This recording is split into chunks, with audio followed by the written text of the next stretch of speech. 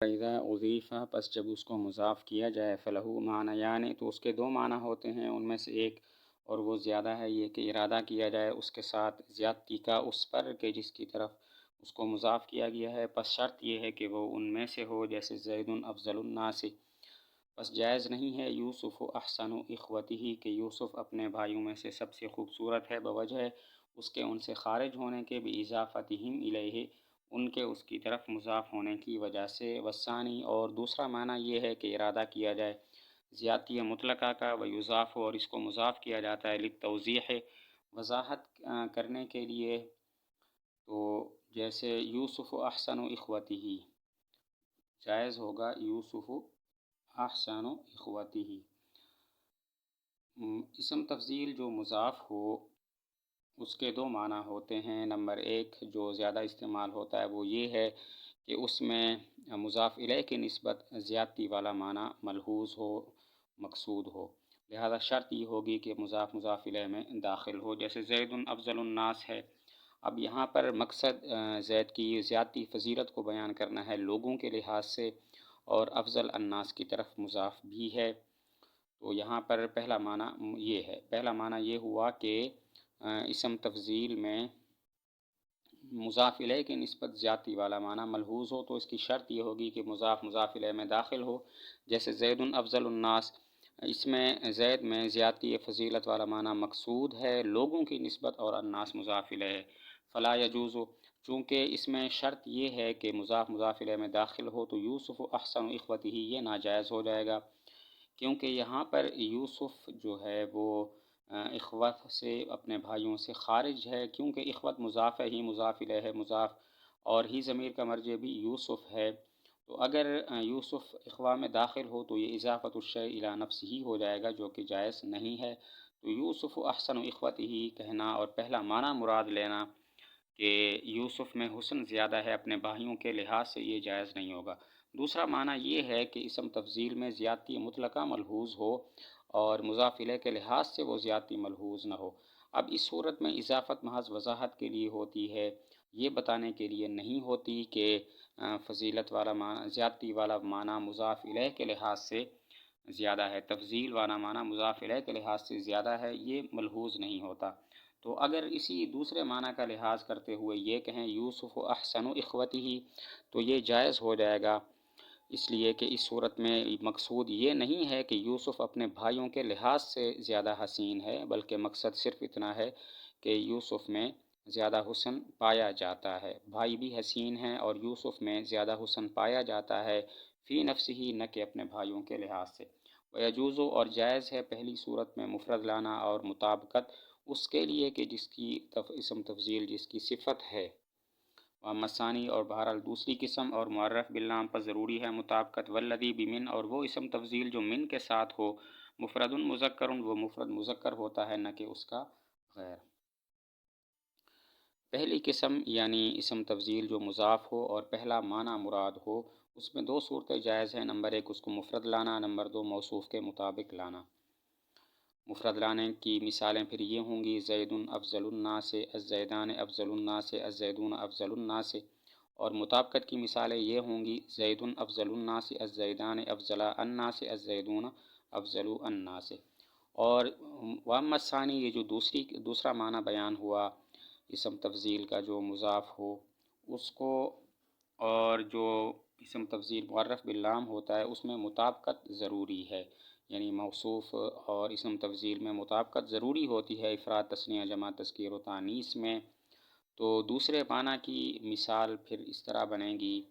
زید افضل الناس، الزیدان افضل الناس، الزیدون افضل الناس، اور معرف باللام کی مثالیں اس طرح بنے گی زید الافضل، الزیدان الافضلان، الزیدون الافضلون۔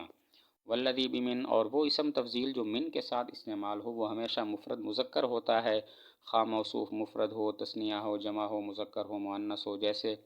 زید افضل من عمرو، الزیدان افضل من عمرو، الزیدون افضل من عمرو، ہند افضل من عمرو، الہندان افضل من عمرو، الہندات افضل من عمرو۔ ولا یعمل اسم تفضیل امر نہیں کرتا اس میں ظاہر میں مگر جب کہ وہ صفت ہو شے کی اور وہ معنی میں صفت ہو اس مسبب کی، جو مفضل ہو اول کے اعتبار سے اپنی ذات پر، اپنے غیر کے اعتبار سے منفی ہو، جیسے ما رأیتو میں نے نہیں دیکھا کسی آدمی کو، احسن فی عینہ کہ اچھا ہو،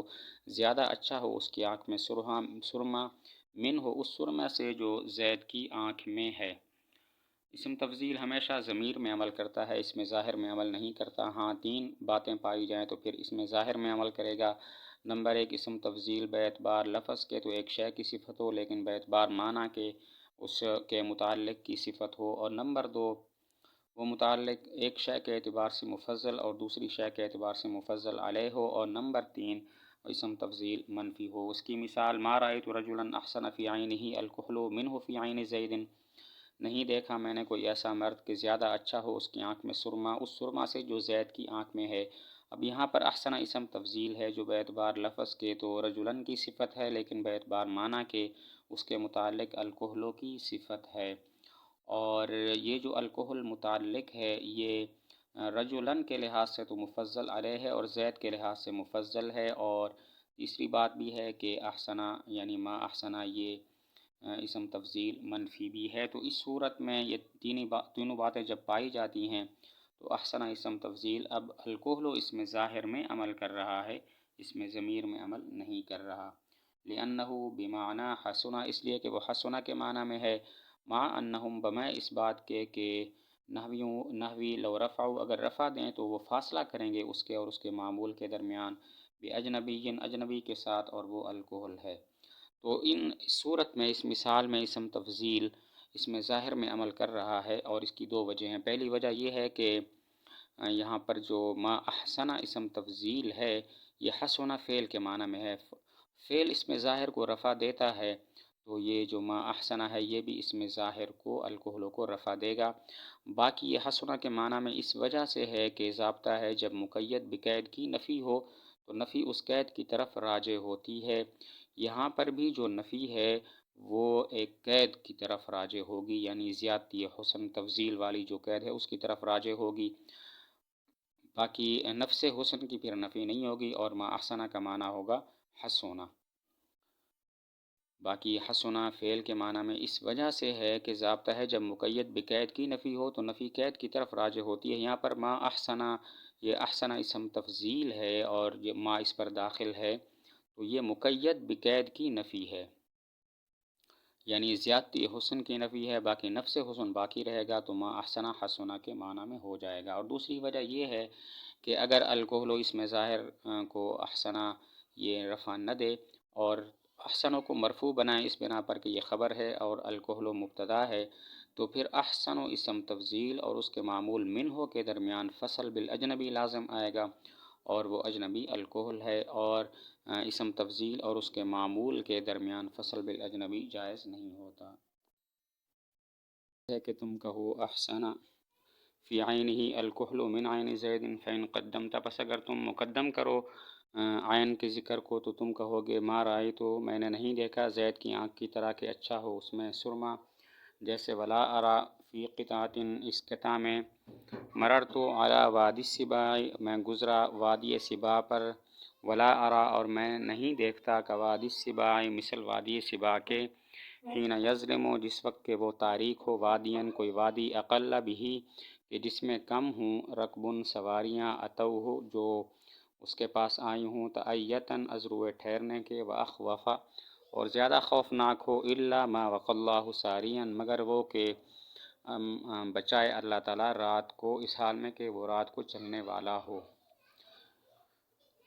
تو اس کا مطلب یہ ہوا کہ اس عبارت کو 2 اور طریقوں سے بھی پڑھ سکتے ہیں۔ نمبر 1 ما رأیت رجلا احسن فی عینہ الکحل من عین زید، یعنی منہ کی ضمیر اور فی دونوں کو ہٹا کے، اور نمبر 2 عین کے ذکر کو مقدم کرتے ہوئے یہ کہنا ما رأیت کعین زید احسن فیہ الکحل۔ یہ جو تیسری عبارت ہے یہ بالکل اس شعر کی طرح ہے، مررت علی وادی السباع ولا ارا كوادی السباع حين يظلم واديا اقل به ركب اتوه تعیتا واخوفا الا ما وقى الله ساریا۔ تو یہاں پر جس طرح وادی السباع یہ مقدم ہے اقلا اسم تفضیل سے، اسی طرح اس تیسرے قول کے اندر بھی عین مقدم ہے احسنہ سے، جس طرح وادی السباع اس شعر کے اندر مقدم ہے اقلا اسم تفضیل سے، اسی طرح یہاں پر اس تیسرے مقولہ میں، تیسرے قول میں عین بھی مقدم ہے احسنہ پر۔ باقی اس شعر کا ترجمہ ہو گیا، اس کا مطلب یہ ہے کہ میں وادی سبا پر گزرا اور میں نے کوئی ایسی وادی نہیں دیکھی جو وادی سبا کی طرح ہو، جس میں لوگ بہت کم ٹھہرتے ہوں، اور زیادہ خوفناک، اس سے زیادہ خوفناک وادی بھی میں نے نہیں دیکھی۔ تو کوئی سوار، کوئی مسافر اس سے بچ کر نہیں جاتا اس جگہ سے جب وہ گزرتا ہے، مگر اللہ تعالیٰ اگر بچائے تو اور بات ہے۔ الفعل ما دل علی معنی فی نفسی، فعل وہ ہے جو دلالت کرے معنی پر بنفسی ہی، اور مقترن ہو تینوں زمانوں میں سے کسی ایک کے ساتھ۔ اس کے خواص میں سے ہے قد کا داخل ہونا، سین اور سوف کا داخل ہونا،